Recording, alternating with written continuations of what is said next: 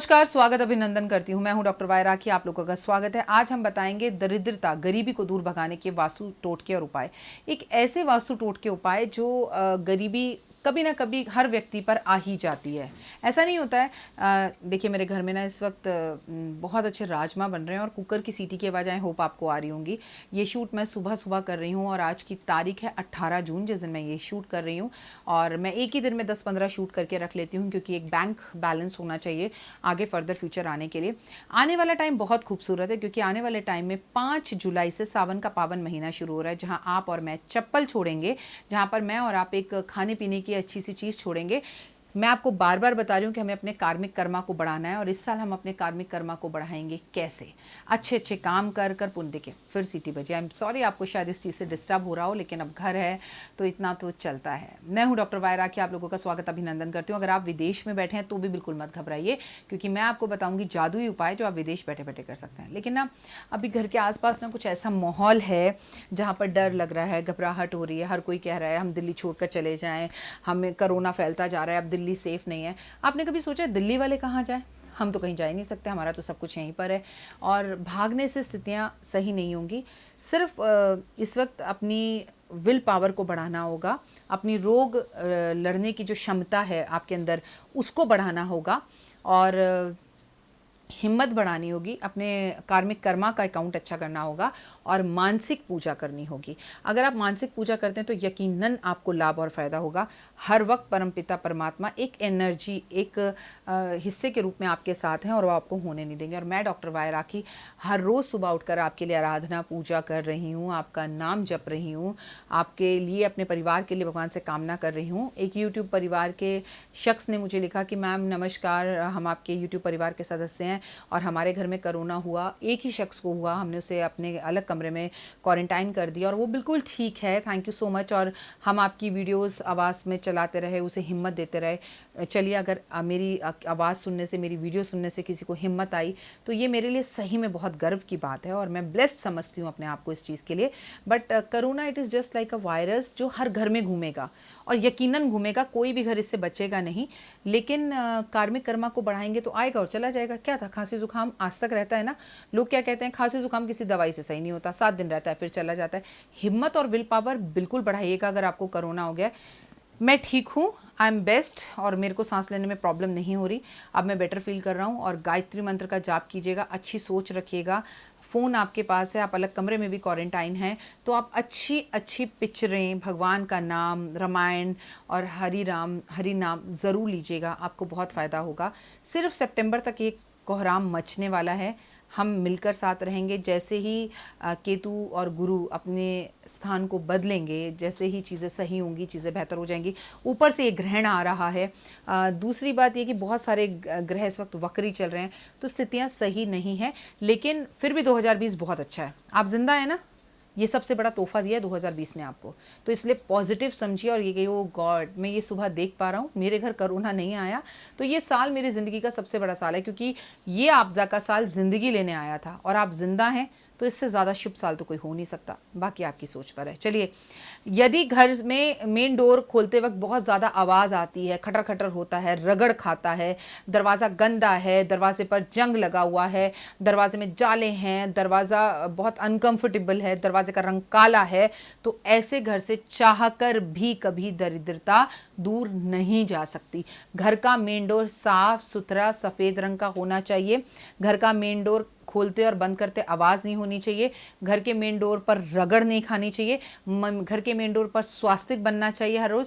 घर के main door पर द्वार बंद लगा हुआ होना चाहिए। और किसी खास विशेष त्यौहार पर घर के मेन डोर पर आपको पान के पत्ते या आम के पत्ते या अशोक के पत्ते ज़रूर लगाने चाहिए। तब आपकी ज़िंदगी में आप ज़बरदस्त चेंज देखेंगे और उस घर में दरिद्रता कभी नहीं रहेगी। आपके घर की चौखट, आपके घर का मेन रोड बहुत अच्छा होना चाहिए। मेन डोर इतना खूबसूरत होना चाहिए कि घर के अंदर आपने क्या सजावट की है वो भूल जाइए, लेकिन अगर घर का मेन डोर चमका हुआ है, आप उसमें, मेरी इस अंगूठी के अंदर ये जो डायमंड आप देख रहे हैं ना, ऐसे चमकते हुए कुछ डायमंड्स लगा देते हैं और रक्षा चक्र लगाते हैं, सुरक्षा चक्र लगाते हैं। उस मेन डोर पर आप अपने घर के लिए एक बड़ा सा वास्तु यंत्र लगाते हैं। घर के मेन डोर के बाहर अगर आप 1 किलो का फिटकरी का टुकड़ा लगाते हैं तो उस घर में दरिद्रता कभी नहीं जा सकती। उत्तर दिशा की ओर जो है ना हमेशा उछाल ऊंची होनी चाहिए, अधिक होनी चाहिए, तो ऐसा करने से संपत्ति आती है। उत्तर दिशा आपकी ऊंची होनी चाहिए, नीची नहीं होनी चाहिए। अगर ज़्यादा नीची होगी तो फिर पैसा घर में रुकेगा नहीं। यदि कर्जा परेशान कर रहा है तो ढलान ईशान दिशा की ओर कर देनी चाहिए। अपने ईशान कोण के अंदर दिया जलाना चाहिए, अपने ईशान कोण को साफ सुथरा रखना चाहिए। अगर आपका ईशान कोण थोड़ा सा डिस्टर्ब है या गंदा है या वहाँ बाथरूम है तो आपके पड़ोसियों से और रिश्तेदारों से भी नहीं बनेगी, घर में भी आपके झगड़े होने शुरू हो जाएंगे। इसलिए घर का ईशान कोण यानी कि उस जगह को बहुत ज़्यादा साफ रखना ज़रूरी है, जिसे नॉर्थ ईस्ट कहते हैं। घर के अंदर टूटे हुए बर्तन, टूटी हुई खाट, फटे हुए जूते, एक्स्ट्रा मोबाइल चार्जर्स और बंद घड़ियाँ, ये सब चीज़ें पड़ी हुई हैं और जाले लगे हुए हैं, बल्ब फ्यूज़ हैं और कहीं पर सीपेज है, कहीं पर कुछ है। लाख उपाय कर लीजिए, आप कोशिश कर लीजिए जितनी मर्जी, लेकिन उस घर से कभी दरिद्रता दूर नहीं जा सकती। अब राखी जी इतने पैसे नहीं है, मतलब पैसों की ज़रूरत नहीं है ना, आप नलके को तो सही करा सकते हैं, घर की बंद नालियों को तो खुलवा सकते हैं, बंद घड़ियों को फेंक कर नई घड़ियां ला सकते हैं या उसमें सेल चेंज करवा सकते हैं। Somethings is in your hand. लोगों के घर में जाती हूँ मैं, मंदिर देखती हूँ, इतनी मोटी मोटी मंदिर में मिट्टी चढ़ रही है, याद ही नहीं कब लास्ट टाइम भगवान को नहलाया था, पूजा की थी, भगवान भूखे बैठे हैं, ना आरती ना कुछ, तो उस घर का भला कैसे होगा बताइए। आप अपने आसपास की चीज़ों को देखिए। आपके पास अगर एक ये छोटा सा पेपर वेट भी रखा हुआ है ना, तो अगर इसको आप डस्टिंग नहीं करेंगे, साफ नहीं करेंगे, ये कैसे शाइन मार रहा है, अगर ये ऐसे चमकता हुआ साफ नहीं होगा तो ये भी आपके लिए नेगेटिव एनर्जीज का काम करने लगेगा। घर की छत हमेशा साफ होनी चाहिए, लेकिन जबकि घर की छत पर लोग कबाड़, लक्कड़, अखबार, लोहा, मतलब जो चीज़ काम नहीं आ रही, टूटे फूटे पलंग सब अखबार छत पर रख देंगे। अब छत क्या है, आपके सर पर है, सर क्या है, बोझ है, तो ऐसे घर का तो मुखिया बीमार रहेगा या बोझ में दबा चला रहेगा। घर के आंगन में तुलसी ज़रूर होनी चाहिए। तुलसी 10 बार मुरझा जाए, 10 बार लेकर आओ, बट तुलसी ज़रूर लगाओ। घर में पूजा ज़रूर होनी चाहिए। घर के अंदर सीढ़ी के नीचे कभी कोई मंदिर या बाथरूम या रसोई नहीं होना चाहिए। वो घर के सीढ़ी के नीचे का हिस्सा साफ होना चाहिए या फिर वो स्टोर रूम हो सकता है। घर के अंदर से हमेशा सुगंध आनी चाहिए। घर के अंदर ज़्यादा से ज़्यादा डस्टबिन नहीं होनी चाहिए कि हर कमरे में एक डस्टबिन पड़ी हुई है, और चलिए रखिए भी तो फिर वो एकदम नीट एंड क्लीन हो, साफ हो और ढकी हुई हो। घर की दक्षिण दीवार में सदैव ऊंची होनी चाहिए और वहां पे एक रेड कलर का बल्ब होना चाहिए जो बार बार फ्यूज हो जाएगा, आप बार बार उसे लगाइए। घर की दक्षिण की दीवार पर अगर लाल रंग का बल्ब हो या घर के दक्षिण की तरफ अगर आप अनार का पौधा या नींबू का पौधा लगाएं तो बहुत अच्छा होता है। घर में रात्रि में सोते वक्त एक दीपक ज़रूर जलाना चाहिए, ऐसा करने से ज़िंदगी खूबसूरत होती है और वास्तु दोष दूर होता है। घर में कोशिश कीजिए कि आपके मेहमान ज़रूर आए। जिस घर में मेहमान नहीं आते वो घर जो है एक शमशान घाट की तरह होता है।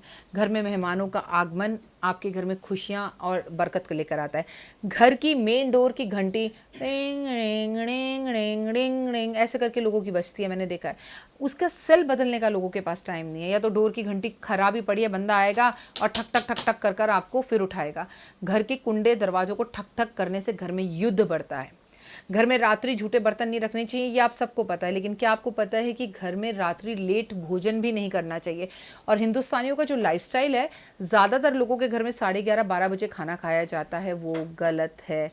तो अपनी कुछ चीज़ों को अगर आप बदलें, वास्तु के हिसाब से अपने अंदर बदलाव लाएं और भारतीय सभ्यता संस्कृति को पहचानें, तो आपका स्वास्थ्य भी अच्छा होगा, क्योंकि जल्दी सोना, जल्दी खाना और जल्दी उठना सेहत के लिए सबसे ज़रूरी चीज़ है।